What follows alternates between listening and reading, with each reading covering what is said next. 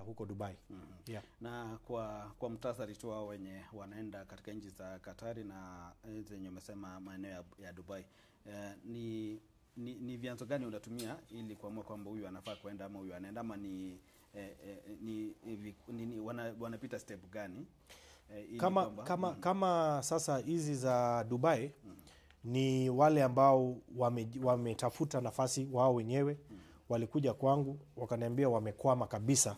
So walikuwa wamejipanga kwamba wanaenda, lakini wakakwama kushirikiana na ofisi yangu. Walikuja wakaleta azimio yao kwamba wanataka kuenda, wakashirikiana na ofisi yangu. Sasa wanataka ofisi iwasaidie. Na mimi kama kiongozi nimekubali kwamba hao vijana tutawasaidia. Mimi kama mjumbe nitatoa hela ya mfuko yangu, mshahara yangu, niwasaidie wapate tikiti na ile ya kuanza maisha, tuwasafirishe waende huko, waanze maisha, waone miezi 6 vile kazi itaendelea. Kama wakifaulu, sisi tuko na furaha. Wasipofaulu, nyumbani ni nyumbani, watarudi nyumbani. Na pia kuna wale wengine labda waliona kwamba labda hii ni njia nyingine ya kulaghai wananchi, kwamba kuna hii mpango ya kwenda Katari na mpango ya Dubai. Sijui kama kuna wenye labda mipango yao ya kwenda iliangukia njiani, wakarudi wakasema kwamba wamelaghaiwa. Kweli it is true kwamba hayo mambo yanafanyika katika nchi hii. Lakini mimi sijasikia kwamba kuna watu wote kutoka Nyaribari chache ambao wamelaghaiwa. Na kama wamelaghaiwa, basi wametafuta njia zao wenyewe. Na unajua there is a lot of conmanship katika taifa hili. Watu wanakuwa waongo, wanasema wanapeleka watu. Kwa hivyo ni vyema watu wetu wawe very careful, wawe makini, wawe sure kwamba hii njia ni sawa. Kama vile hawa ambao wanataka kwenda, tumeweza kufanya due diligence kuhakikisha that hata wakienda hatutakuwa na wasiwasi yoyote. Na mimi ndio ninagharimia kama mjumbe, pesa ni zangu za mfuko ambao nitatoa. Kwa hivyo lazima nihakikishe it is the right thing to do and for the interest of those guys. Na pia kuna wale labda wanataka kujiunga na hii azimio ya kwenda ng'ambo wakati huu, ama labda wenye wako na matarajio kwamba matumaini, ama labda kwa njia moja ama nyingine wanataka kwamba wanahisi kwamba wanafaa kwenda Katari ama Dubai. Unaweza waambia nini wakati huu? Wako na nafasi bado ama? Nafasi ziko nyingi, hata si Dubai peke yake ama Qatar. Nafasi vile rais ametangaza kitambo, kuna manafasi ambazo zilikuwa pia zimekuja Saudi Arabia, wanataka nurses, kuna zingine za Europe. Kwa hivyo wawe tu patient, na zile ambazo mimi nitapata kutoka kwa serikali, nitawaongelesha watu wangu wa Nyaribari waweze kuapply, na mimi kama mjumbe nitasaidia kusukuma ili wapate nafasi, sio kwenda Dubai peke yake ama Qatar, waweze kwenda hata Marekani, Germany and somewhere in Europe. Yeah. Na kwa vile tunaendelea na mambo ya kazi, tumeona kwamba kuna mipango kadhaa ya empowerment, ama kuweka watu wakifu, ama kutia watu nguvu, ama kuwasukuma katika kile ambacho wanafanya. Na hii ni mojawapo ya kufanya watu kwamba wakwe na ule uwezo wa kujiendeleza, kwa njia moja, ama kutafutia kazi, ama kutengenezea kazi, ama kusaidiana kupata kazi. Sijui nao unasalizungumzia aje, kwa sababu kando na kwenda kwa Dubai. Kwa mfano kuna vijana wa bodaboda, kuna vijana wenye wanaanza biashara ndogo ndogo hapa na pale, na mambo kama hayo.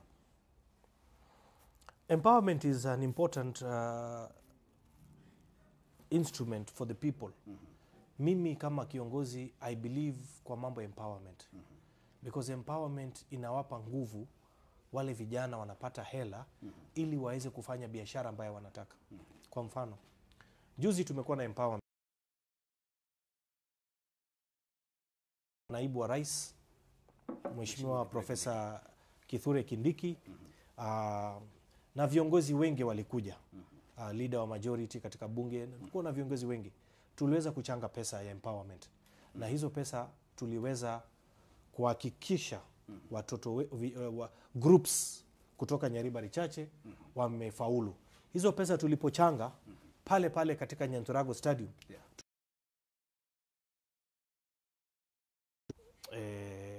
due diligence kuhakikisha these are the right groups. Pale tulipeana hela kwa kila group. Kuna wale ambao walikuwa wanapata 1,100, kuna wale wanapata zaidi 1,100, kuna wale wanapata 30,000, watu wa boda boda, kuna wale watu wa soko. Kwa hivyo we did what we could do. Mwenye alikuwa anastahili alipata. Wale ambao alikuwa na deserve hiyo siku mwenye alikuwa kwa hiyo. Wale ambao tulifanyia vetting na tukahakikisha kwamba, kwa sababu kuna watu makaratasi, mtu anaweza kuja na karatasi ya aseme hii ni certificate na mimi niko na hana chochote. Kwa hivyo we had to even go to the bank kuhakikisha kwamba hii group wako na account kwa bank and it is an active group so that tusije kulagaiwa ama watu wengine waje wachukue pesa ambazo zingeweza kuwasaidia watu wengine. Na kwa njia moja ama nyingine kuna pia wale wenye wanasema kwamba hizo pesa labda zenye mliwapea labda sio kuwasaidia, zilikuwa za kukula, kama mmepatiana kikundi cha watu kama 30 hivi wanaona pesa hapo wanakula wanamaliza, so ni kama hawajakuwa empowered. Sasa ndugu yangu Aaron, empowerment ninampa nafasi mwananchi. Sio? Nikimpa hiyo nafasi mwananchi ya kufanya empowerment, nampa hela na simpi mtu moja, na patiana katika group. It is their own decision. Either wakule hela ama wafanyie biashara. So some things are beyond our control. Uwezi mpatia pesa na mfu hata kumwambia ifanye. Utafanya namna gani? Watu wangapi? Because sio group moja ama 10 ama 20. Group zaidi ya 100. You can't, uwezi kufuata kila mtu. Wewe tulikupatia 1,100 mmefanyia nini? Na watu wameshika cash money. Wale ambao wako na imani kwamba wataongeza, na nimewapatia ahadi. Nimewaambia muweze mtumie, mfanye vizuri, muniite, niangalie, nione matunda, niongezee zingine. Juzi pia nimepeana checks wiki jana za Uwezo Fund.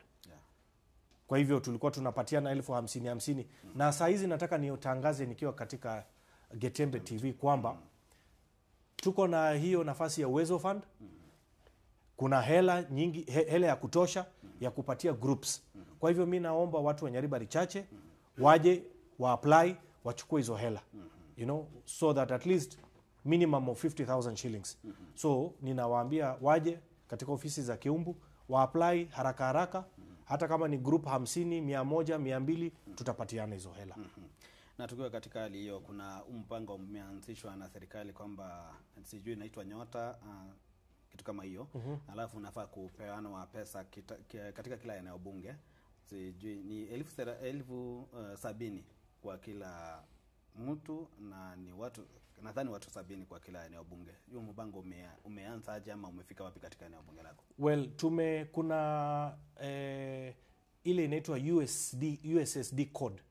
I think it's, kama sijakosea ni +254#. Una apply kutoka hapo. Na mimi kuna nimeongea na hao watu kutoka ofisi ya Nairobi na tutakuwa na kikao ya kuelimisha watu wa Nyaribari Chache vile wanaweza kufanya wasonge mbele. Na ili mwananchi aweze kuelewa kabisa, mpango ni kila mtu kibinafsi anajitetea kibinafsi ama anakuja kwa vikundi, ama kuna vile wewe kama mjumbe? Kuna wale ambao wanafanya vikundi na kuna wale ambao wanafanya individuals. Na tukiendelea na mambo ya tulianza na ajira ama kusaidia watu kuweza kujiendeleza, na nadhani masomo iko katika hali hiyo, kwa sababu unasoma kwanza ndio unaendelea kutafuta ama kufanya kazi. Tuangalie katika mashule ya Nyaribari Chache, sijui umewafanyia nini kufikia sasa hivi, na nini unaendelea kuwapangia? Well, masomo ni muhimu. Na mimi one of my biggest concern ni masuala ya masomo. Kutoka nimechaguliwa, nimejenga madarasa za kutosha. Na hata katika financial year ya mwaka huu tumeweka budget katika CDF ya kuhakikisha tunajenga madarasa 72, 72 classrooms za kisasa. Modern state of the art classrooms, kutoa ile mavitu yenye iko huko kwa vijiji. Nimesema mambo ya kujenga darasa 1, 2 sitaki. Nimekataa because watoto wamekuwa wengi. Darasa moja watoto 70, darasa ingine watoto 60, hawatoshei. Kwenye desk watoto wanakaa 5 wa 7. So nimesema this time tumekaa chini na team ya CDF na tumesema this time tutabadilisha masuala ya mashule. Tunajenga state of the art za ghorofa kuhakikisha watoto wetu wanapata nafasi nzuri ya kusoma katika mashule zao. Ukiongea mambo ya CDF hivyo inamaanisha kwamba kutoka mahali huko wewe ama msimamo wako ni kwamba hiki kinaitwa mambo ya CDF itapaki kuwa hapo kulingana wewe, kwa sababu umeweka kwamba kuna hesabu hiyo ya kuitumia. Sheria sisi ndo tunajenga. Public participation imefanywa. CDF hakuna mahali inaenda. Hakuna mahali inaenda. Mambo ya basari. Yes. Basari kwa shule, tumesikia maeneo bunge mengine wanasema kwamba labda kuna wale ambao wanaonewa, kuna wenye wanapewa nyingi, kuna wenye hawapewi, kuna wenye wanapewa nusu, kuna mali hawajui kama basari iko ama hakuna. Eneo bunge la Nyaribari Chache, mambo ya basari kwa basari tumepeana ya kutosha, tumepeana za secondary schools tushapatiana. Tulipatiana zaidi ya watoto 7,000. Nataka pia nitangaze nikiwa hapa, timu yangu ya CDF wamekuwa wakitayarisha basari za university. Kutoka kesho tutakuwa tukipatiana katika ofisi za Keumbu. Na so far tunapeana basaris karibu watoto 2,900 2,900 students from the university. Na kila mmoja anapata a minimum of 10,000 shillings.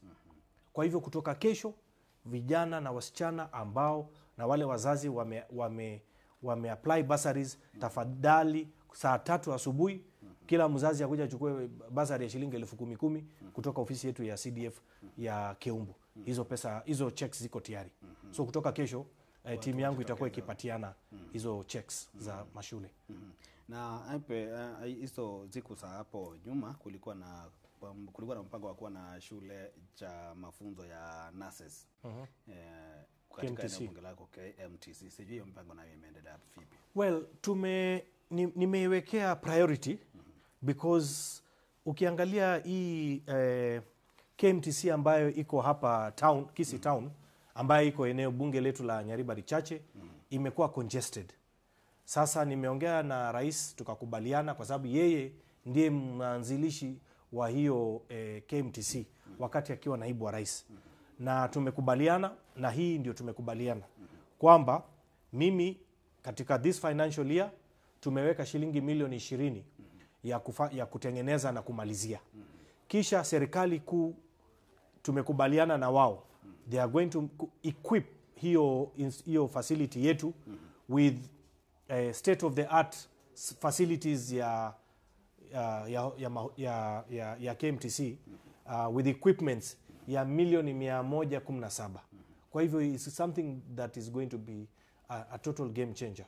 We are going to do it. So labda kufikia mwisho wa mwaka ama mwaka ujao inaweza kuwa imeanza kazi kufanya kazi. Mwaka haiwezi kufika mwaka ujao. Mwaka ujao ni mbali. Mungu akipenda mwaka huu rais atakuwa anakuja hivi karibuni. Kwa hivyo iko kwenye program yangu ya kuhakikisha rais akija, kwa sababu najua kwamba rais atakuja kwa muda kidogo, in the next I think less than 2 months atakuwa hapa kuja kuzindua miradi. Kwa hivyo one of those miradi ndio hiyo ambaye nimeiwekea kipaumbele. Na katika mpango ya serikali ya sasa ni kwamba kila mji ama kila nyumba ikuwe na nguvu za umeme ama electricity.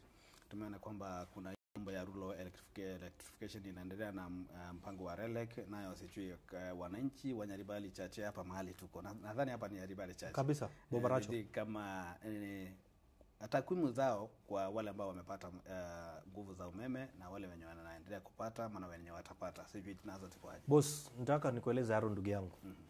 Mimi kama mjumbe wa Nyaribari nataka nikuhakikishie, nilisema kitu kimoja. Mambo ya Ekebea Kebea hakuna. Na ukipatikana na Ekebea unakamatwa, unawekwa ndani. Na huyo chief hata atakamatwa kwa sababu hajaripoti. Tumezindua program ya kuhakikisha tunaweka stima na kuondoa giza katika eneo bunge la Nyaribari Chache kwa kila vitongoji na vijiji ambaye ziko huku kwetu. Na program hiyo inaendelea. Tuko na saa hizi serikali imetuwekea hela ya kutosha ya kuhakikisha hizo programs za last mile connectivity tumeweka. Nikupe mfano. Rais William Ruto mwisho alipokuja hapa Nyaribari Chache, tulikuwa na yeye pale Nyang'eni kuzindua hiyo program ya last mile connectivity. Kwa hivyo program inaendelea, na hata sasa vile nataka kukuhakikishia kwamba tumesukuma hiyo gurudumu ya stima, na sasa hivi tena tunaendelea kuhakikisha tumeweka hiyo last mile connectivity. Kwa hivyo hiyo nimeiwekea mstari ya mbele. A1 ninasukuma. Mwenye hajafikiwa mambo ya stima. Haiwezekani ndugu yangu Aaron kwamba kila mtu atafikiwa kwa siku moja. Unajua hata ukisimama kwa laini kwenda kwa hoteli ama sehemu kuna wale so tuna fast track kuhakikisha kuna matransformer ambazo ninaenda kufungua kwenda kuhakikisha kuwasha. Kwa hivyo we are working on it. Na wale watu ambao wanahitaji mwangaza ama ni vijijini tu ama nyumba sawa? No, tuta extend kwanza nimesema ni muhimu twende kwa masoko. Kwa masuala ya zile street za zile high mast zile. Kwa mfano, nikupe mfano kama Keumbu. Keumbu is a market. So haiwezekani watu wanafanya biashara pale alafu hakuna stima. Kwa hivyo tumesema kwa hizo markets ambazo pia serikali inatujengea tunaweka hiyo tutaweka hizo stima area hizo. Sidhani kama kuna shule yenye ina stima. Well, so far sijajua kama hakuna maybe wanijulishe. Kama kuna barabara zaidi ya kilomita 70 kujenga katika eneo bunge lako ya Nyaribari Chache, na hiyo ni barabara ya lami, na kuna barabara zingine hizi zenye si za lami, hizi za Maram hizo zingine. Sijui hizo nazo zinaendeleaje, na hasa katika hii yenye inafaa kuwekwa lami, sijui inaanza lini ama mipango yake iko vipi? Okay, wacha nianze na Maram. Maram, barabara zetu zilikuwa mbaya sana. Wananchi wengi wa Nyaribari Chache, they will bear me witness.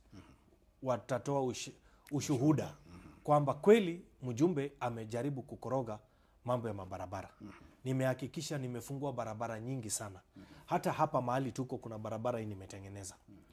Kando na hiyo, vile tunaongea kuna barabara zaidi ya 15 ambazo mimi nimejenga.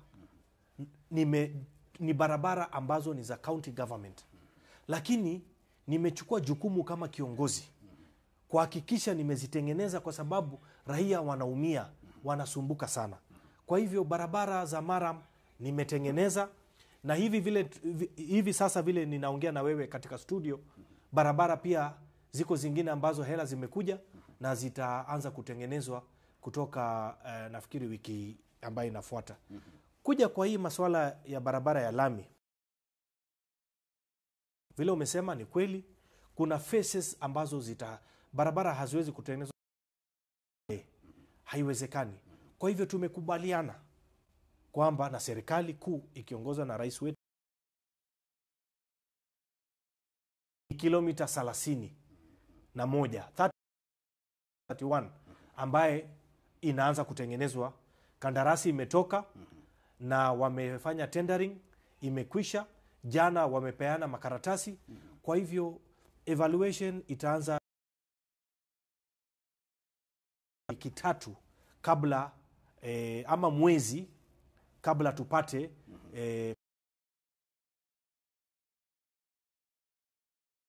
ninawaeleza. Nimeamua kwamba tukikubaliana na wananchi tunaanza kutengeneza barabara kutoka Birongo inaelekea mpaka Chirichiro, inaenda mpaka Riamo Kuobe, inaingia Irondi all the way mpaka Nyanturago kwa lami. Kuna hii barabara tena tumekubaliana na serikali kuu kwamba tutatengeneza, iko kwenye hii program ya lami ambayo itaanza na rais anakuja kuzindua. Barabara inaanzia Keumbu, inaenda mpaka Riondonga, inaelekea mpaka Nyaturbo, inaenda mpaka Ibeno. Hiyo barabara pia iko kwa hii program ya lami. Barabara nyingine ni kutoka Kegati, hapo kwa lami, karibu na kwa maji. Kutoka Kegati, inakata inaenda Nyanko, Nyaguta, inaenda mpaka Ria Nyamwamu, kwa Tea Factory, inakula kona, inateremuka inaenda mpaka Nyakwana, inaenda inamalizia Nyabisabo. Kisha kuna hizo loops iko hapo inaenda mpaka tuta extend kwenda mpaka Nyandarema, itaenda mpaka Amariba. Kuna hapo Gesere, Omo sasa. Hiyo area yote Getungurumu, yote hiyo tunaweka lami. Kwa hivyo ndio uzuri, na pia nasema ni mzuri pia kufanya kazi na serikali, kwa sababu mimi nimechaguliwa na hii serikali. Wananchi wamenichagua kwa chama cha serikali. Hata kama watu wako na masuala yao, lakini mimi kama kiongozi ni lazima na ni muhimu nifanye kazi na serikali ili wananchi wangu ambao wamenipa hii nafasi waweze kupata maendeleo.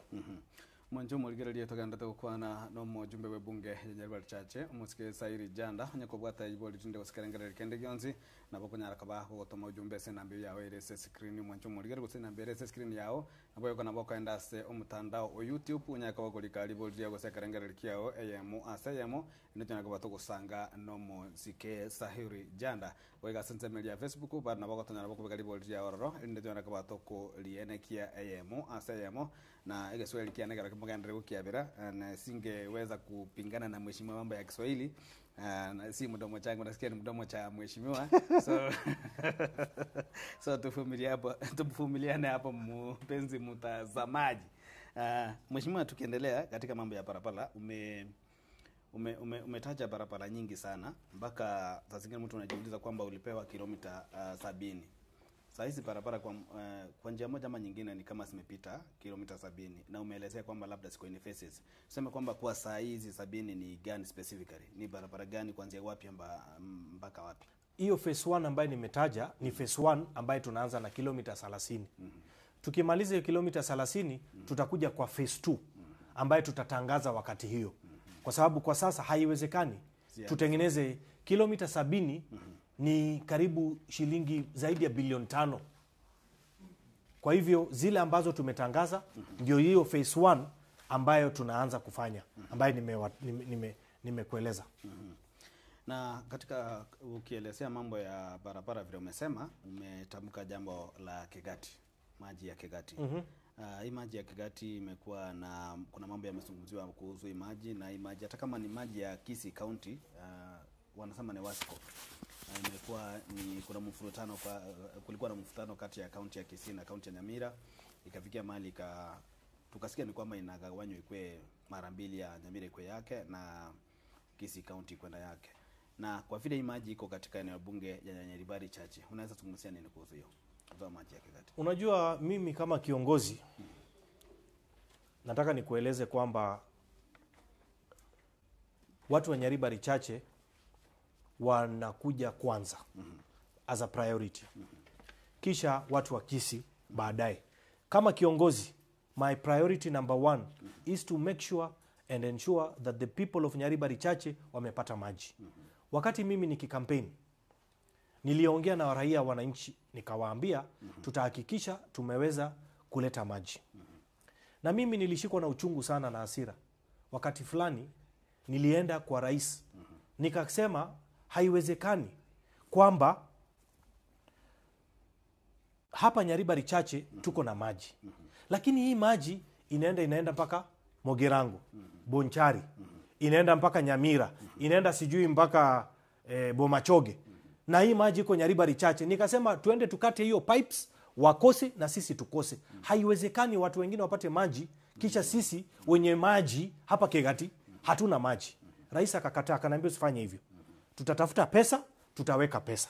Kwa hivyo tukakubaliana, na saa hizi serikali imeweka pesa zaidi ya milioni 470. Hata hiyo tenda imewekwa. Kwa hivyo niko na imani hivi karibuni tutazindua mambo ya maji na kuhakikisha tumepata pipes na smart meters, tukishirikiana na county government ya Kisii kuhakikisha kabla tuende mahali ingine lazima tuanzie hapa nyumbani Nyaribari Chache, watu wetu wapate maji. Kwa hivyo niko mbele, niko rada na hakuna mahali nasonga, naangalia hivi nione maji imefika kwa watu wangu, ndio tuweze kupeleka kwa mandugu zetu na cousins iende mahali ingine huko Mugirango. Ni kama kwa hivyo hii maji inafaa kufika kwa kila mji kufanywa pale. Kwanza ianze Nyaribari Church. Watu wangu wa Nyaribari ukipata, wakishapata sisi wenye maji ndio hao cousins tutakuja kuongea hiyo baadaye. Mkutano wa empowerment huko Nyantrago, nadhani naibu wa rais Mheshimiwa Profesa Kithure Kindiki alizungumzia mambo ya kujenga huo uwanja wa Nyantrago. Na labda wengi wakasema kwamba ni jambo ambalo limezungumziwa kwa muda sana. Zaidi ya miaka 10 imekuwa ikizungumziwa kwamba huo uwanja utajengwa na hujajengwa bado. Sijui kama unaweza kuhakikishiaje kwamba wakati huu kuna hilo lengo la kujenga huo uwanja. Ukweli ni kwamba rais alipokuja wakati fulani alitangaza. Na nafikiri tulikubaliana na rais kwamba serikali itaweka milioni 100, milioni 200. Kwa sasa serikali katika hii budget itaweka milioni ama imeweka milioni 100. Na ndugu yangu, rafiki yangu, gavana wetu Mheshimiwa Simba Arati pia tulikubaliana na yeye pia ataweka milioni 100. Na last time nilipoongea na gavana wetu aliniambia kwamba phase 1 na yeye pia ataweka milioni 50 na serikali pia imetoa milioni 100. Kwa hivyo ni kitu ambaye tutatengeneza.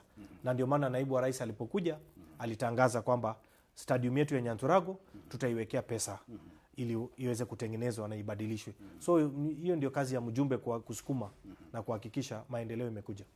Na hiyo labda imefanyiwa public participation vile itakuja kufanywa ama bado mjafikia wakati huo?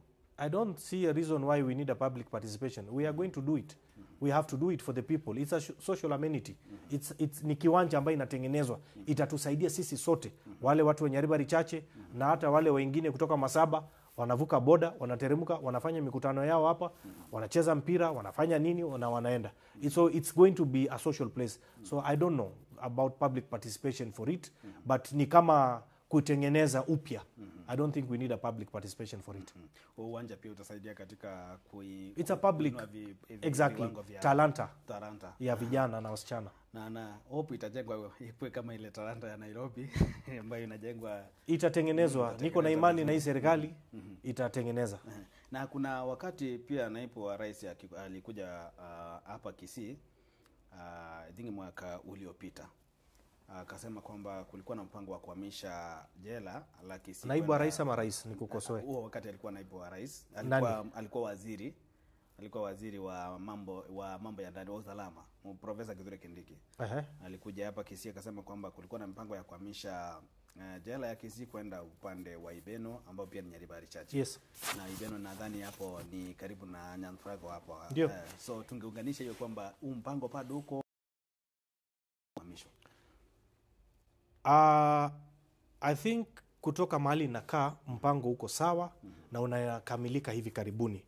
Tulikaa chini kama viongozi viongozi wa Kisii, tukiwa na rais pamoja na gavana na mimi kama mjumbe na viongozi wengine wa bunge walikuwa hapo, na tukakubaliana na rais kwamba hii Kisii prison lazima tuitoe pale. Imekuwa sana miaka mingi, itolewe katikati ya town so that we can use that facility ya hiyo prison tuweze kujenga affordable houses na tuweze kupanua town yetu. Hii town imekuwa ndogo sana, so tutoe hiyo prison kisha tuisafirishe tuipeleke mpaka kule Nyantrago. Pale Nyantrago, wacha hapo kwa stadium, katika hiyo eneo ya Ibeno tuko na eka 600 ambayo iko pale.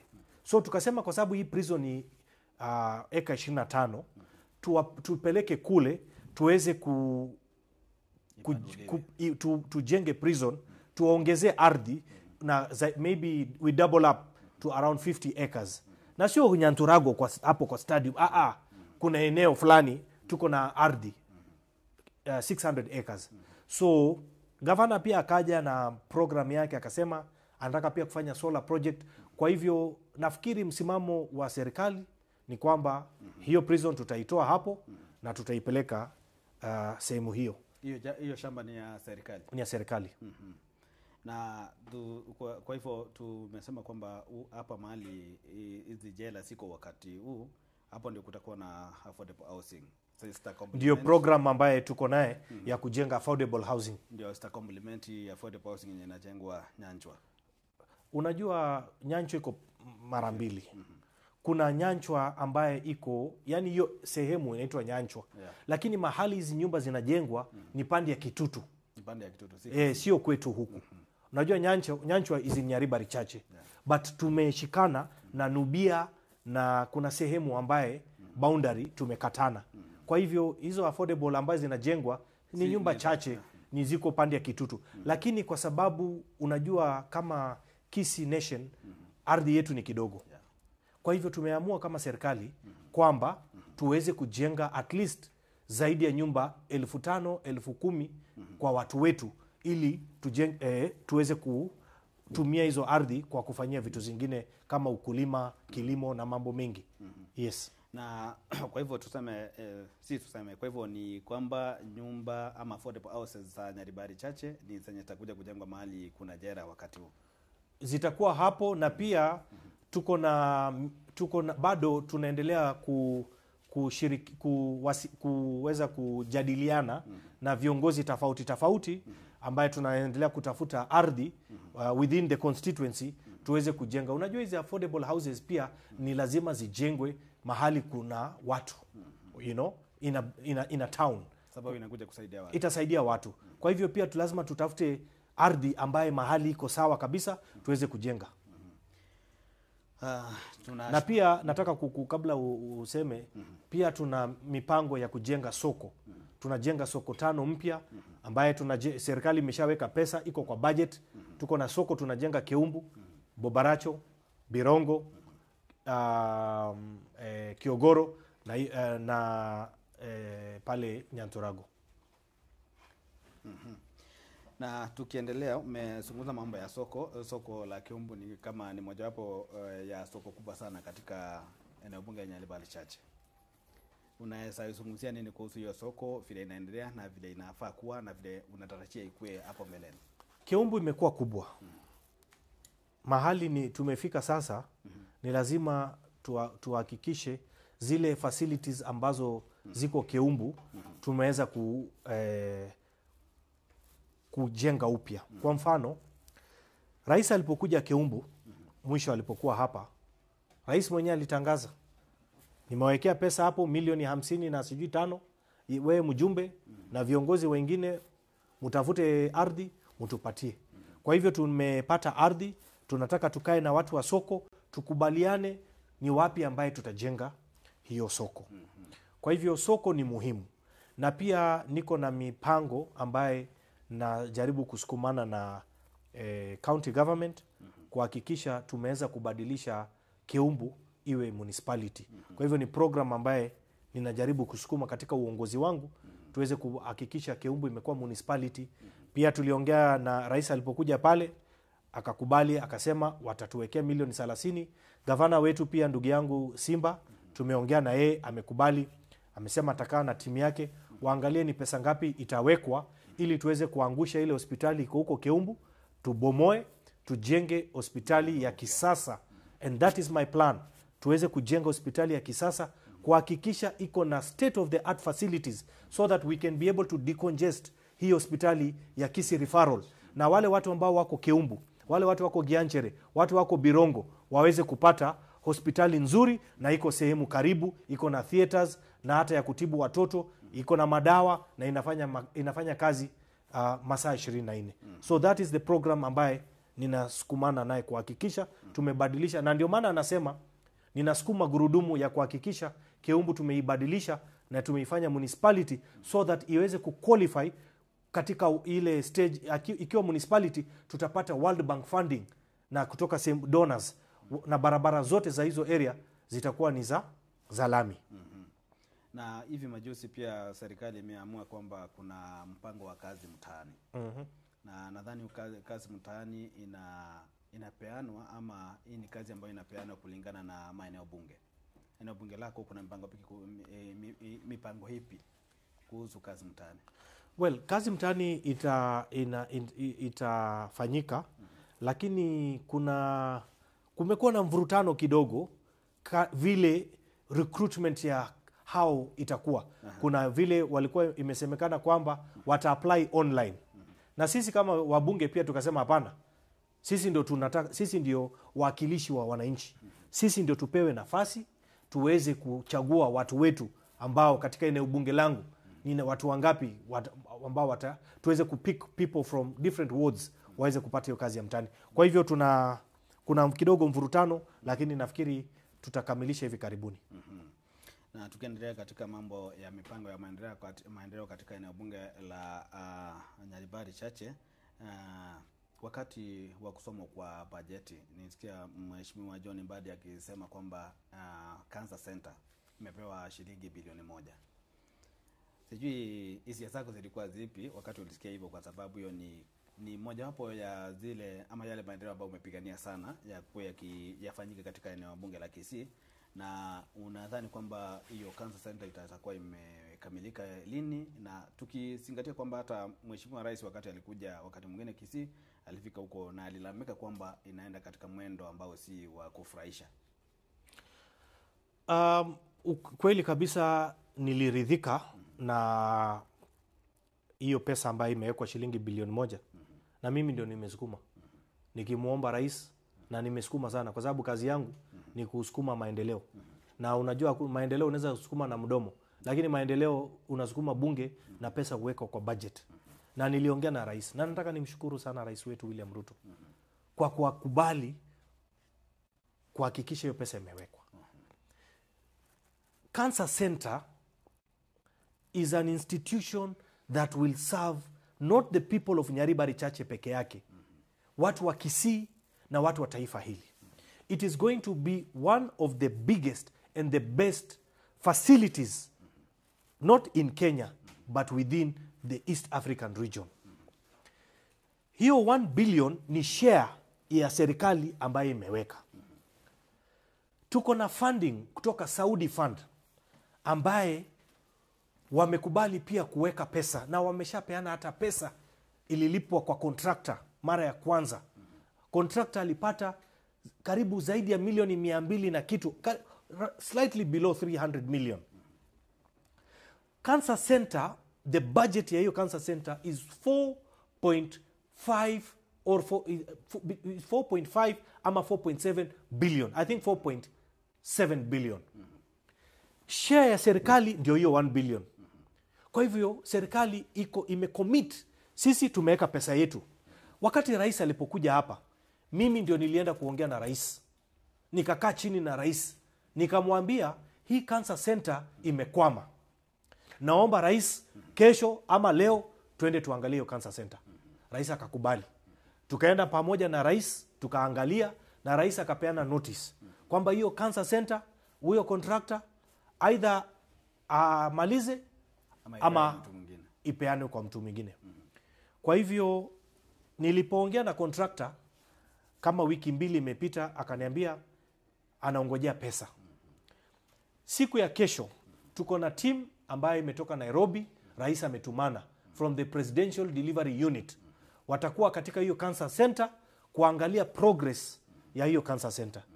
Kwa hivyo hivi karibuni nafikiri tuko na stakeholders meeting ambayo itaongozwa na waziri wa health pamoja na PS na contractor wa Cancer Center na mimi kama mjumbe. Tutakaa chini tuweze kuangalia kama huyo contractor ameshindwa, basi itabidi tuhakikishe tumeleta mtu mwingine. Na umeniuliza swali ya timelines. I want to promise you with the 1 billion shilling that has been allocated by the national government ya Rais William Ruto, tutamaliza Cancer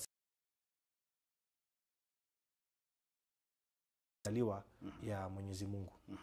Mwanjo murigereria togenda tena mange kigima tonyaka batokorigereria ali agendete kwanekeria anene muno abamenyi be bunge ya Nyaribari Chache tonyaka batokorigereria sobo imekigima nyeko bwatari bodia mwanjo murigereria ya masayemo nabo konyaka bakoririka kwetera se namba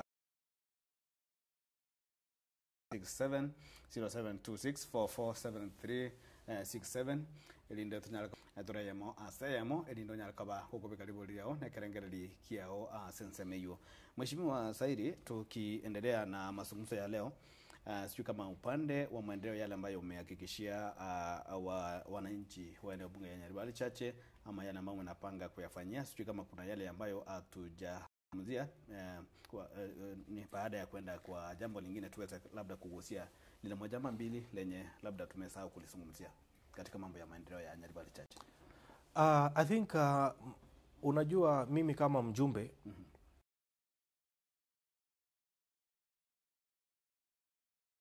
matatu. Ya kwanza ni maendeleo. Ya pili maendeleo. Ya tatu maendeleo. Hizo maendeleo nimeiweka, unajua kuna lugha nyingine huwa ninasema huko nyumbani, huko mashinani.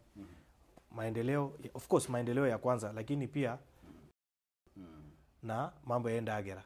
Lakini maendeleo nimeiweka mbele. Kwa sababu wananchi ambao will judge me na ile maendeleo ambayo nimeleta. Na mimi nataka kushukuru serikali kuhakikisha maendeleo tumeleta. So that wakati tunaenda uchaguzi, wananchi watapima ratili. Tulikupatia nafasi, ni maendeleo gani umefanya. Kwa hivyo niko na imani hii cancer center tunajenga. We are doing 5,000 hostels mpya ambaye kandarasi tataingia hapo. Kisii National Polytechnic iko na students zaidi ya 213.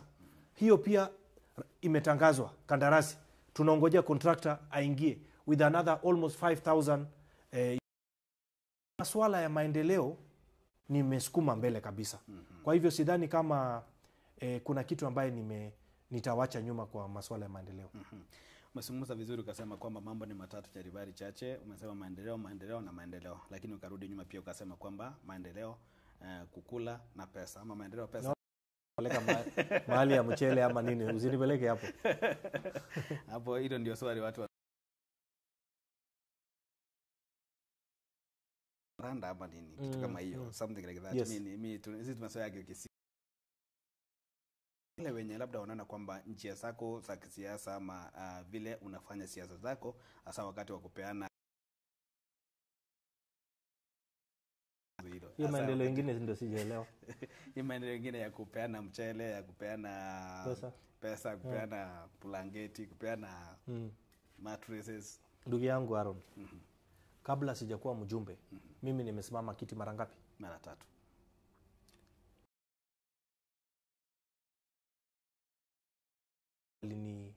Vile nimelelewa.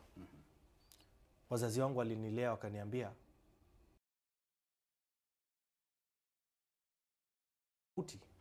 kati ya maendeleo na ya janda akipatiana, akisaidia wananchi. Na watu wengi wale wanapingana na mimi kidogo kidogo wengine. Ile inawakasirisha kwa nini ninapeana chakula. Sasa nikuulize, hiyo chakula, mchele, ninapeana mchele, mattress, blanketi, unga, mafuta ya kupika lita 2, saa nyingine lita 1, iko na sukari kilo 2, iko na sijui vitu gani ndani, na pesa juu. Nipe mama aende kupikia watoto wake ama kusaidia familia yake, iko makosa gani? Maendeleo nimetaja ambaye tunafanya.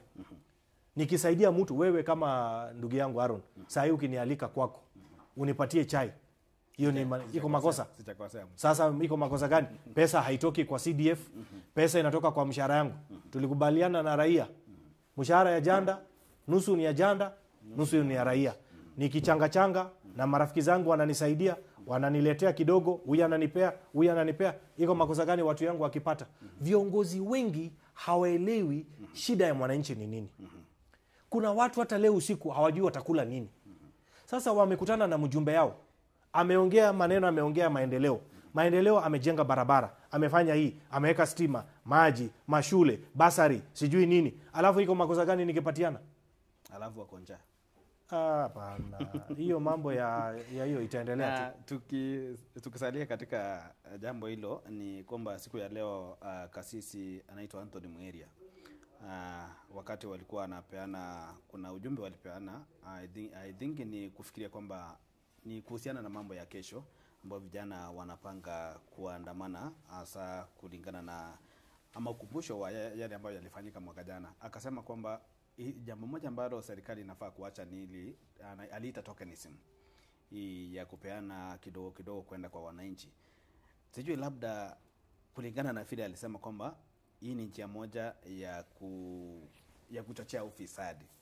Sijui kama unaweza jibu aje kutoka kwa hiyo mazungumzo ya Anthony Mwiria, Bishop Anthony Mwiria. Kwa ukweli kwamba Aaron sikumsikia wala sina hiyo information vizuri vile aliongea. But kitu nataka niseme maybe ni kwamba maandamano ni haki ya Mkenya. Iko kwenye katiba. It is enshrined in the constitution. Allow the people to go. The government has accepted watu waende maandamano. It is okay. Hakuna mtu amekataa. Hata mimi nakubali kama kiongozi yule ambaye anataka kwenda maandamano aende maandamano. Lakini usiende maandamano kuharibu mali ya mtu. Uende Keumbu unyang'anye mama nyanya zake, miwa, matoke, that one we will not agree. Hiyo si maandamano. Hiyo ni uporaji na uwizi. Na wasiende kuharibu. Mtu anaenda maandamano, afanye maandamano ya amani. Lakini sio maandamano ya kuibia watu na kupiga watu na kupora watu na kuvunjia mtu. Kama sasa wewe saa hizi uko kazini, usikie watu wamefanya maandamano, wameingia kwa ofisi yako, wamebeba kamera, wamebeba TV. It is not fair. It is not right. Kwa hivyo watu wafanye maandamano ya amani. Sisi kama viongozi tunakubali watu waende wafanye maandamano. But maandamano ya amani. Hiyo mambo ambaye Anthony Mwiria ameongea ya tokenism, I don't think I want to comment on it. I will skip that. Sasa na kwa katika tukisalia katika maendeleo kidogo, ni nyinyi waheshimiwa ama viongozi, wakati mwingine nyinyi ndio mnalaumiwa kwamba ndio mnafanya haya maendeleo ya maandamano yaandaliwe sana vijana. Wengi wanasisitiza kwamba labda mko tuseme na kichwa ngumu, kiburi, mambo kama hayo. Sijui wewe unaweza kusema aje?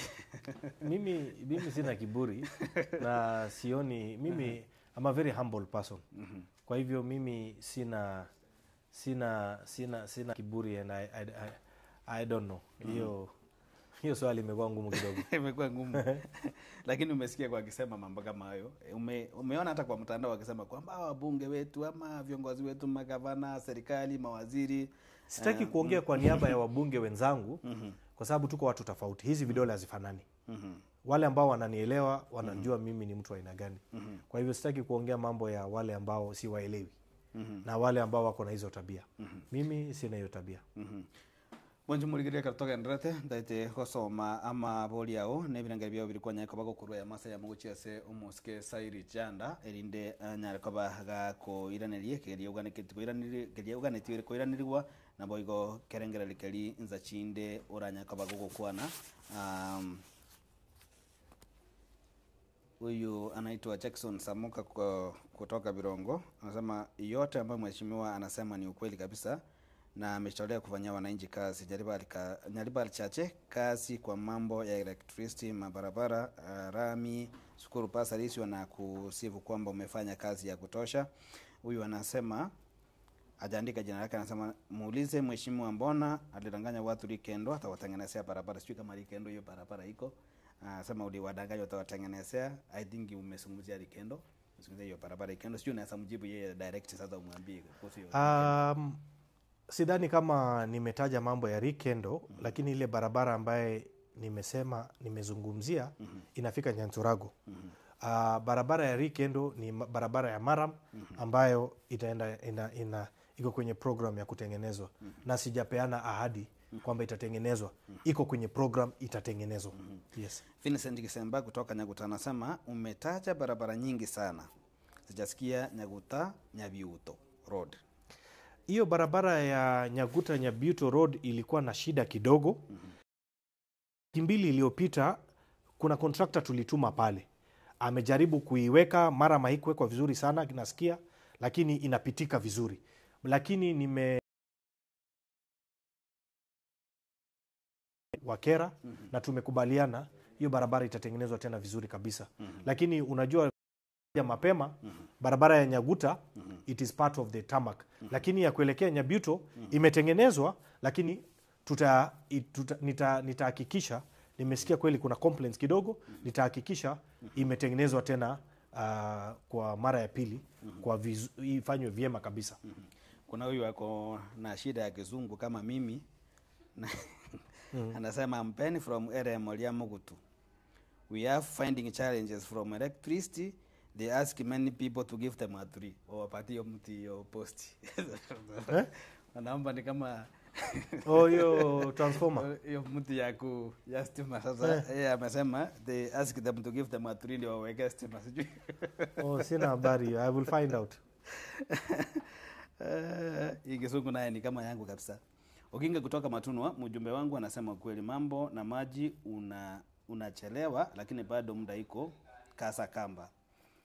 Aperi kutoka Birongo anasema kuibiwa kwa stima kumesidi, mwambie atusaidie. Sijui kama hiyo kesi kama imekufikia. Ya wizi wa stima. Sijui naweza kuhakikishia nini kwamba unajua hii wizi ya stima hata wengine wana overload na transformer inalipuka. Tumeweka matransformer kadhaa, lakini watu wanakuja wanaiba stima, wanafanya illegal connectivity. Hiyo transformer unaona inachomeka, ina blow up. So we are working on it. Nimeongea na watu wa Kenya Power pamoja na REREC. We are fully on it.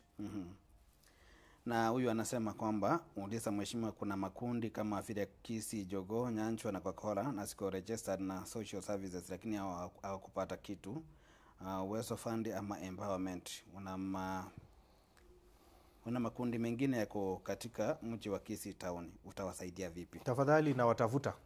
Hao ndio nataka immediately under certificate of urgency. Matafutwa. Waambie huyo kijana tafadhali kesho afike, aweke hiyo apeane details yake na namba ya simu. Pesa tuko naye, Uwezo fund iko na pesa. Kuna mwenye anauliza kwamba renovation ya Nyandusi, sio labda atatujibu kwamba anamaanisha nini huko wakati tunapoendelea. Nyandusi Stadium ni Nyantura kama ni gani? Anasema kwamba renovation, I think ulikuwa umeelezea kwamba kuna pesa imewekwa ya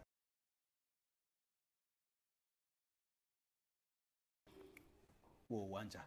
Mwajumu ligerelia karatoka ndrete mbya mwanasenge njoga ntoko tobwatia enseme ya kabire amabole na mange birengera ne binge mugenda tokorwa na byonsi nigoto kubikia as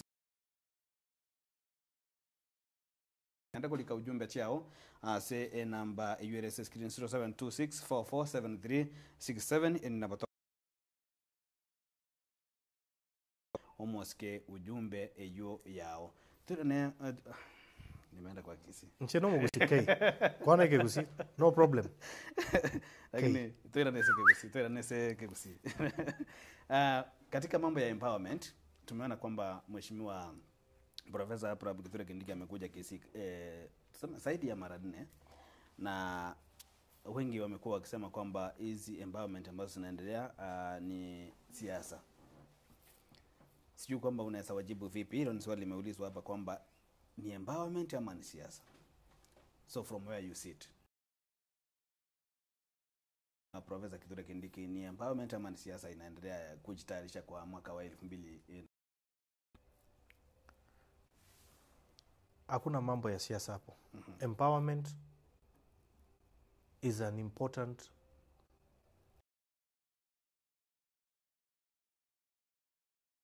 and conversation. Hii empowerment pesa inafikia raia kabisa. Kuna wale ambao wamekwama kununua mpaka meko. Makosa gani mjumbe akienda alete marafiki? Nilete naibu wa rais Mheshimiwa Profesa Kithure Kindiki, Mheshimiwa Nyakundi, all other leaders wakuje wanisaidie tuchange pesa wananchi. What is the problem? It's not about politics. Amekuja kusaidia Nyaribari Church.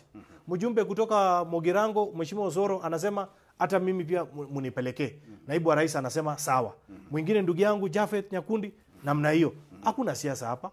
It is to support ambazo marafiki tunachanga. Wakati mimi nikienda eneo bunge ingine natoa pesa yangu. Hakuna pesa inatoka kwa serikali. That is the difference. Kwa hivyo Nyaura Charity, anaitwa Charity from Mwembe, anasema Nyaura Road to Kambas, Kisii Kambas. Lakini mbaya. Iko chonjo. Mwambie huyo mtu within the next bara ya campus tunaisukuma na itabadilika kabisa. Na tumesukuma. Ni Omari from Nyanderema, uliza Bwana Said Janda kama Basari sa University and ofisi Keumbu. Akikosa basari anipigie simu. Elizabeth kutoka Boru wa Engoto. Hatuna stima, requesting him to work on that kindly. I will work on it. Alisia, tunaona wakati nao unaenda mbio sana. Kujipanga na siasa za 2027. Kwa kuanzia kabisa, fikira zako ama mawazo yako ni yapi? Wananipeleka kwa kona mingi sana. Hiyo ni kona ya mwisho. Mimi ninakubali na naunga mkono masuala ya Obomo. Lakini tukumbuke kwamba sisi kama jamii ni lazima tukubaliane, tupange kesho yetu.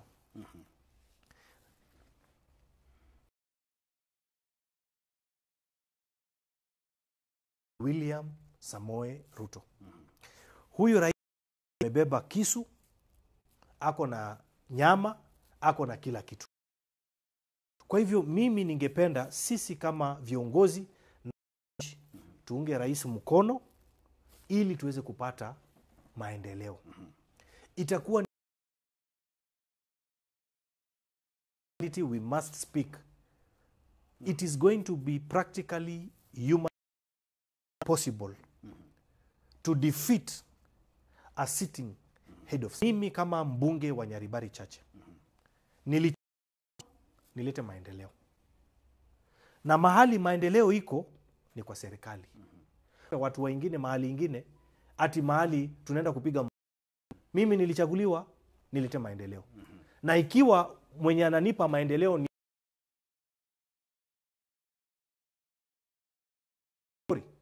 the people of Nyaribari Chache want development, they want jobs, they want electricity. They can be able to do what the government is doing. So mtu tukae tujisaidie, weenda peke yako, mimi nitabaki kwa serikali. That is my position. Na pia tukipakia katika eneo hilo Obomo wa Omogusi, pia kuna Obomo wa Nyaribari. Kuna hii mambo inaitwa kanisimu, kitu kama hiyo. That is not acceptable. That is the not just in Nyaribari Chache. Mambo ya Oboke Nyomba ya. We have refused. Nyumba zote abaguche yani kuhakikisha everybody nyumba fulani tupee huyu, hii nyumba fulani basari. Sasa what are we going to do? Hapana, huko siko. Usinipeleke huko. Mambo yapo kwa nyumba hapana. Wale wanaleta hiyo, iko watu wengine wa kijiji. Walikuja wakaanza kusema ati sijui Obomo yaba Nyaribari. Hakuna Obomo, ni Zairi Janda walikuwa wanapigana naye.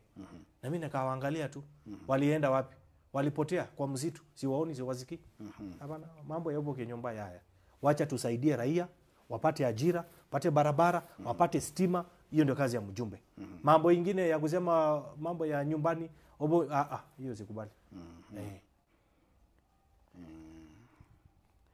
Na Huyu anaitwa Speaker Wendo Ondwari kutoka Nyabisabo, anasema anakupongeza sana kwa sababu umefanya maendeleo mingi, ndio maana nasema 10 bila break. Asante. Huyu anasema, mwingine anasema umeahidi sana kuhusu hii Beno KMTC itakamilika lini, lakini mheshimiwa anauliza hivyo. I am telling him in about 2 months time. Tutakuwa tumemaliza. Na jambo la mwisho leo, kesho vijana wamepanga kwamba wanaenda kuandamana, si vijana, tuseme ni wa Kenya kwa jumla, kwa sababu tukiangalia katika kwa barabara, wakati wanaingia kwa barabara kuna vijana, kuna wazee, hata wakati mwingine kuna watoto wenye huenda wajui Kenya wanafanya, lakini pia wako hapo. Ujumbe wako ni upi kwa katika maandamano ambayo yamepangwa kufanyika kesho, hasa tukizingatia kwamba siku ya leo serikali ikiongozwa na Mheshimiwa Rais Mheshimiwa William Ruto alisema kwamba amepongeza wana polisi kwa kazi nzuri ambayo wamekuwa wakifanya, na tumejua kwamba wamekuwa wakilaumiwa sana kwa hizi siku za karibuni, hasa kwa kutumia nguvu kupita kiasi. Sijui kwamba uko na ujumbe upi kwa vijana ama wale wenye ambao wako na mpango ya kuandamana kesho? My message to the people of Kenya, wale ambao wanaenda maandamano, please muende maandamano, fanye maandamano ya amani. That is it. Usiende kutafuta kwenda kuibia mtu, kwenda kuvunja nyumba ya mtu, gari ya mtu, kupora mtu. That one will not be accepted. Na maofisa wa polisi wao pia ni ndugu zetu, dada zetu, lazima pia wao heshimiwe. Sasa mtu anaenda amebeba panga. Unaona vile anaenda kukimbiza polisi mwenye ako na bunduki, mwenye ako na tear gas. What do you expect? You know, so I am only encouraging watu wakienda maandamano, tufanye maandamano ya amani, tumalize, watu warudi manyumbani. That's it. Na maswali yanaendelea kuja mengi na ujumbe ni nyingi hapa, itabidi tupitie tena kwa haraka sana. Huyu anasema anatoka Nyagutanya, anauliza Nyagutanyandrema Nyakwana Road, will it be tarmac time soon? Yes, how soon? Soonest possible. Kandarasi tunaongojea contractor in about 2 months time. Contractor ataingia kwa site. Hiyo iko kwa lami, iko program, rais atakuja kuzindua. Huyo ni kama naye alitupata njiani, anauliza kwamba kweli hii Cancer Center itaisha kabisa before 2027. Ndio hiyo kazi ninasukuma. Serikali tumeweka budget. Wewe mwenyewe umeona katika budget ya mwaka huu we have 1 billion which was the government's share. Wale wa Saudia fund pia wameweka around 3.7 billion. So it's okay, we will finish. Huyu naye anakupongeza, ametuma hizi ujumbe kwa muda mrefu sana ama nyingi, na nisiposoma ataendelea kutuma. Anasema mimi naitwa Mochama kutoka kijiji cha Kabuori. Nampongeza mjumbe wetu kwa kazi nzuri. Niko na stima kwangu na nilipata pasari. Yeye ni 10 bila break. Ametuma nyingi sana. Asante. Thank you. Na kuna mwenye anauliza hapa, anasema kwamba pasari yake ilienda kwa akaunti ya shule tofauti. Kuna vile anaweza irudishiwa? Arudi kwa ofisi Keumbu, iko watu hiyo kazi watafuatilia apewe. Lakini nataka pia nitangaze, tafadhali watu waende kesho Keumbu wachukue basari ya 10,000 ya university. Nyamusi from Nyaribari Chacha anasema kwamba mbona mheshimiwa anapeana basari kwa university lakini anaacha wanafunzi wa colleges? Pesa ndio zilichelewa kuingia university, ambao pesa zao ziko, checks ziko tayari, wakuja wachukue kesho. Tukimaliza we'll move to the next phase. Tusome labda ya mwisho. Ni Omugirango from Kiumbu. Kwa mimi kama Omugirango, mheshimiwa kazi nayo umefanya, pasari tumepata, at least wewe ni 10 bila break. Barabara ya lami from Kiumbu mpaka Nyantrago imeharibika vibaya sana. Hiyo sasa ndiye anauliza na yeye apate kusaidiwa. Anasema barabara kutoka Nyantrago Keumbu mpaka Ibeno. Keumbu mpaka Nyantrago. Keumbu mpaka Ibeno. Ameandika Nyantrago. Ibeno is in Nyantrago hapo. Hiyo barabara ndio nimekutajia inawekwa lami. Pia nimesahau kusema hii, please allow me to speak. Kuna hii barabara ya Nyamemiso. Inaenda mpaka Umogonchoro. Lami inaanza hii wiki.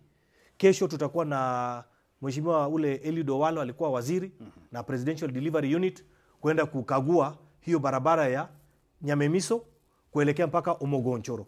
Nimesukuma, wamepanua barabara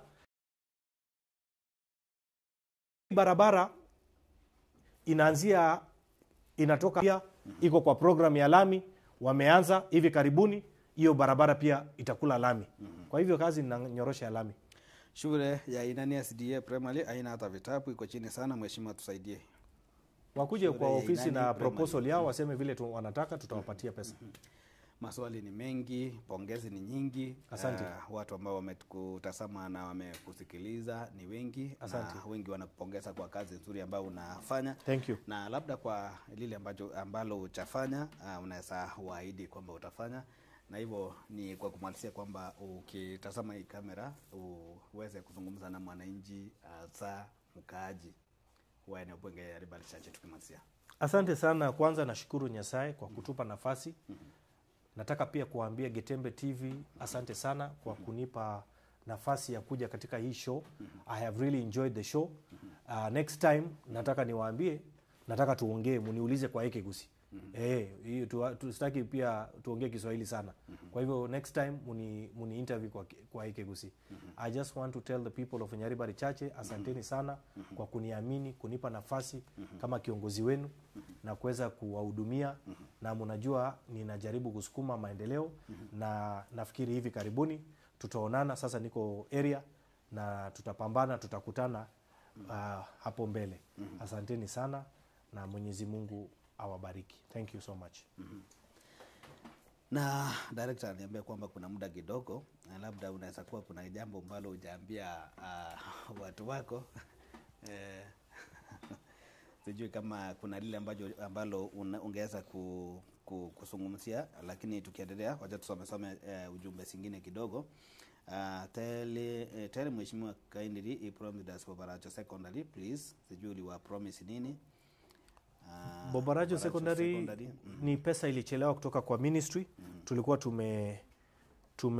tume request pesa za infrastructure, ndio zimechelewa, lakini nafikiri waziri wetu anaweka bidii, na nimemsukuma na nimeandika mabarua, na hivi karibuni tutapata pesa ya hiyo shule na shule zingine nyingi ambazo tunatarajia. Na Mheshimiwa, barabara ya lami kutoka Keumbu tu Kiamokama imeharibika sana. Kiamokama sio Nyaribari Chache. So I have no business with Kiamokama. Keumbu, ameanzia Keumbu, sio kama ameanzia Keumbu kaenda ikafuka Kiamokama ama maybe the highway. Highway, I am working on hiyo program. Na unajua pia tuko na mpango na serikali, nikikueleza kwamba tunataka kufanya dual, barabara ya dual, kufungua barabara kutoka Sotik all the way to Migori. So ni miradi ni mipango ambazo tunaendelea kama viongozi kutoka Kisii. Tumekaa chini, tumeongea na rais, tunataka kuhakikisha barabara tumeweka dual so that tuweze kupata hizo facility mzuri za kama vile expressway. Shule ya Matunwa Secondary, unajua shida yake? Wameuliza mjumbe wangu, napenda masomo. Shida ya Matunwa Secondary, unajua shida yake? Unajua kama kiongozi inakuwa ni vigumu sana mimi kusema na nisifanye.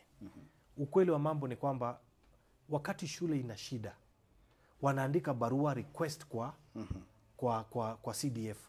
Then CDF inakaa, tuna consider ni nini ambayo inataka kufanya. Kwa mfano, kuna shule inaandika request, wako na shida chungu mzima, mtu anaandika tunataka choo na tunataka sijui vitu gani. Hiyo vitu umeitisha ndio unapatiwa. Sasa makosa yangu iko wapi? You know? So wakati watu wanaandika request, wacha waandike request, tunataka darasa, tunataka basi ya shule, tunataka namna hii tuweze kupatiana. Kuna lile swali ambalo liliulizwa kuhusu vigingi vya stima. Kuna huyu anasema kwamba anatoka kutoka eneo ya Eremo Liamugutu, hatukupata stima na tunaomba pesa ya miti ya stima. Wasipeane pesa. Hili ni swali la pili ambalo limeulizwa. Mtu yote akiitishwa pesa asipeane pesa. Hakuna pesa inapeanwa mahali. Hiyo ni wizi.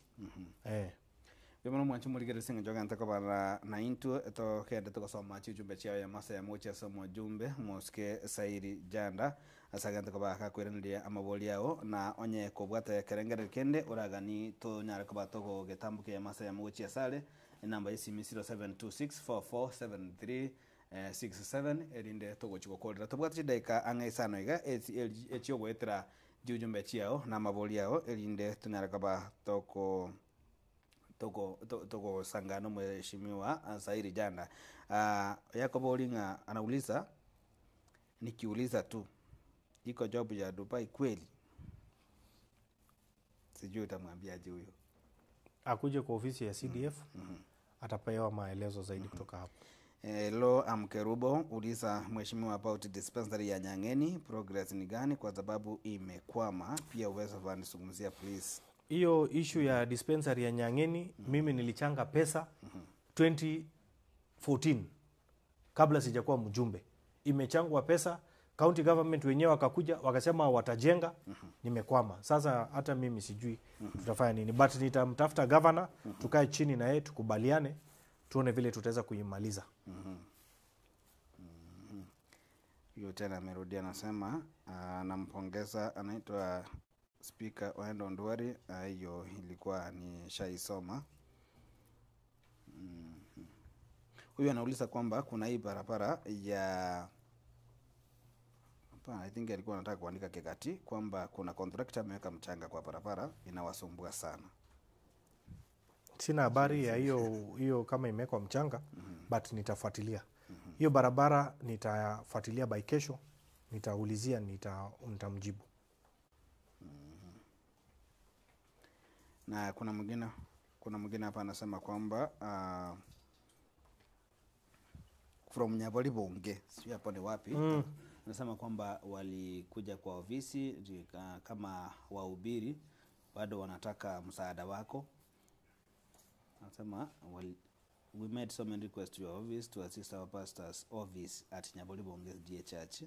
Okay, nitafuatilia pia hiyo Nyaboli Bonge. Ni Victor kutoka Mwembe, mipango ya Nyota imefika wapi?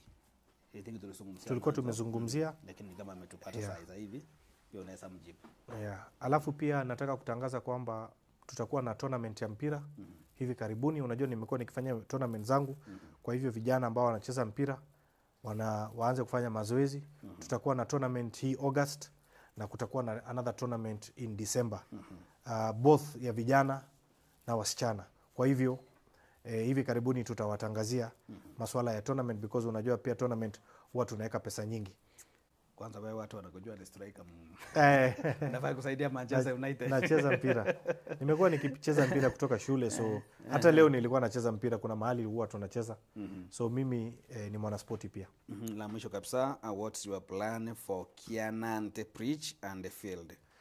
Hiyo Kianante Bridge nilikuwa nimeongea wakati nilipokuwa pale kama maybe 2-3 months ago, na nikapeana instructions kwa watu wangu wa CDF, they work on the bridge, kwa sababu hiyo kuna hiyo bridge inaunganisha watu kutoka Nyanturago kuja pande hii ya chini. Kwa hivyo sijafuatilia, na since amesema niko na timu yangu wana note down zile vitu ambayo tunaongea, na nitafuatilia hiyo Kianate Bridge. It is a work in hiyo nitaipea priority. Yes. Kuna jambo lingine ungependa kuongezea tukimalizia? No, nataka tu kusema kwamba kazi ninafanya na wananchi wanajua mimi ni mchapakazi. Kwa hivyo sitawaangusha. Kunajua watu wako na kasumba mingi kila siku, lakini kama kiongozi watu wananipigia kelele, wanataka sijui niende mrengo gani, wanataka sijui nifanye kazi na gani. Ninaenda kufanya kazi. Hii ugali yenye iko hapa saa hii si ndio unakula? Unaongojea ya kesho kutwa yenye hujui kama itafika. Kwa hivyo wacha nilete chakula, watu wapate maendeleo, tusaidie watu wetu. That is my position. Kwa hivyo mimi nataka kubadilisha hii Nyaribari. Tuipige rangi, ibadilike kabisa, itoke kuwa kijiji iwe city. Mwanjo muligereri oyo no moske Sairi Janda omo jumbe we bunge ya Nyaribari chache oyo twanya kwa togo sanganere ase egeka gia ange ensaye monde chiteka emerongene tonya kwa tukukwana mange tukuligeria amagendero tukuligeria amange agisiasa tukuligeria yenya kabakwane kiase bunge ya Nyaribari chache wikirabo no tukukorera amangana egose ase ekionga chinsabire tonya kabato go extend iliko nya kabato go twara enkwane iga ya bene kuruiga somo bagani we Humphreys Hill House eyo gotoka ime gotse chinsemo chia bobaracho tumetose bobaracho go thank you bobaracho ngagete gotoka mwanju muligere bobaracho talingagerete na majire bobaracho gotoka na nigo ngwera ngambo yamene sengeje kwanya kaba amo 90 kwikira bonaiga ase kurwase studio ngo chakerese studio ase tobwata mkato eno kuna boigo Wilfred Matundura maiga ichi kamera etobwate Eric Abuga Josephat Sungura Avira Kariri tobwate Daniel Ontiri tobwate boigo Vanessa Nyaboke na boigo tobwate sign language interpreter o manyagarite buna Wilson Makoli jeni ngongoro kwaro ni ototo nyangiri tongana na chinza chinde gendera kokokera na gochengera mirobeli yonsi shaga tembe TV ikionga kya mamusi